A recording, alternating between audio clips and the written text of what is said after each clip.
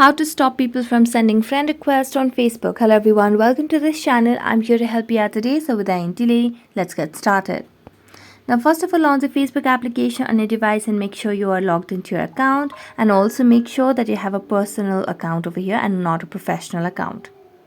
Now select on the hamburger icon at the top left corner of the screen and then scroll down and tap on settings and privacy. Select on settings over here, and as you do that you can simply scroll down and tap on the option of how people find and contact you under audience and visibility.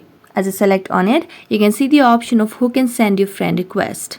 Tap on it and here you can have the option of everyone or friends of friends.